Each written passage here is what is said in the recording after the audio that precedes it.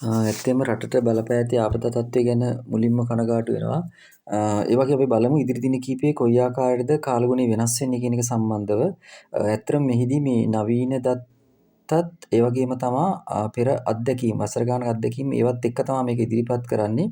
ඇත්තටම දැන් තියෙන තත්ත්වය අනුව ඊශාන දිග මෝසම් දිවයින හරහා ස්ථාපිත වීමක් තමා බලාපොරොත්තු වෙන්න පුළුවන්. විශේෂයෙන්ම 9, 10, 11 දිනවලදී ඊශාන දිග මෝසම් දිවයින හරහා ස්ථාපිත වීමක් බලාපොරොත්තු වෙනවා. ඒ කියන්නේ ඊශාන දිග මෝසම් සක්‍රිය තත්ත්වයක් ඇති වෙනවා. ඒතර ඒ හේතුව මත දිවයිනේ විශේෂයෙන් නැගෙනහිර, ඌව, උතුරු මැද සහ ඌව මධ්‍යම පළාත්වලත් වැසි ඇති වෙන්න පුළුවන්. ඒ වගේම මේ වැසි දිවයිනේ අනිකුත් ප්‍රදේශවලට අපර භාගයේදී පැතිරීමේ හැකියාවක් තියෙනවා. ඒ හේතුව මත දිවයිනේ බොහෝ පළාත්වලට 9, 10, 11 කියන දිනවල වැසි ඇතිවීමක් බලාපොරොත්තු වෙන්න පුළුවන්.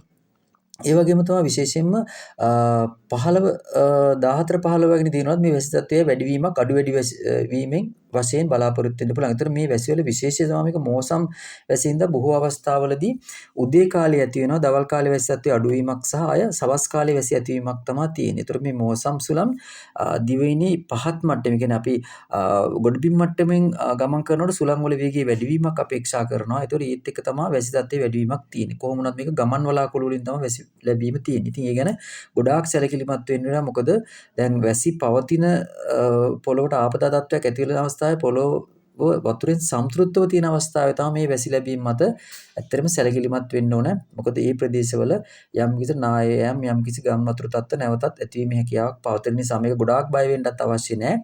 නමුත් මේ ගැන අවධානය යොමු කිරීම තාම වැදගත් වෙනවා. ඉතින් මේ ආකාරයට මෝසම් තත්ත්වය ඉදිරියට ගමන් කරමින් යනවා. එතකොට විශේෂයෙන්ම 10, 11, 12 මේ මෝසම් තත්ත්වය වෙනවා. ඒතර අපි දන්නවා කොහොම වුණත් අපි නීති මෝසම් සක්‍රිය අවධිය වෙන්නේ 20 ගණන් වෙනකොට. ඒතර ඊට පෙර අපිට බලාපොරොත්තු වෙන්න පුළුවන් විශේෂයෙන් මේ 19 වගේ ගිනිකොන දිග බෙන්ගාල බොක්ක ප්‍රදේශයේ නැවතත් අඩු පීඩන තත්ත්වයක් නිර්මාණය වීමේ හැකියාවක් පවතිනවා. මේක අපි බලමු කොයි ආකාරයකද වෙනස් වෙන්නේ කියන එක පිළිබඳව අවධානය යොමු කරන්න වෙනවා විශේෂයෙන්ම. එහෙම වුණොත් දිවයිනේ වැසි තත්ත්වයයි කැපී පෙනෙන වැඩිවීමක් අපේක්ෂා කරන්න වෙනවා. සමහරට මේ අඩු පීඩන තත්ත්වයේ පීඩන අවපාතයක් දක්වා වර්ධනය වෙන්නත් ඉඩ තියෙනවා. නමුත් ඒක අපි ඒ දවස් වෙනකොට බලමු මේක කොයි ආකාරයකද මේක වෙනස් වෙන්නේ කියන සමහරට මේ තත්ත්වය දුර්වල වෙන්නත් පුළුවන්. ඒ වුණාට අවධානය යොමු කරන්න ඕනේ නැවතත් ගිනිකොන දිග බෙන්ගාල බොක්ක ප්‍රදේශයේ. මොකද 24 25 වෙනකොට මෝසම් වල සක්‍රියම අවදි වෙනකොට නැවතත් අඩු පීඩන තත්ත්වයක් ගිනිකොන දිග බෙන්ගාල බොක්ක ප්‍රදේශයේ නිර්මාණය වීමක් පවතින නිසා. ඉතින් අපි බලමු මේ තත්ත්වය කොයි ආකාරයකද වෙනස් වෙන්නේ කියන එක බලමු. හැමෝම සැලකිලිමත්ව අවධානයෙන් ගත කරන්න කියන එක වෙනවා. රටට අයහපතක් නොවේවා කියලා ප්‍රාර්ථනා කරනවා. ස්තුතියි.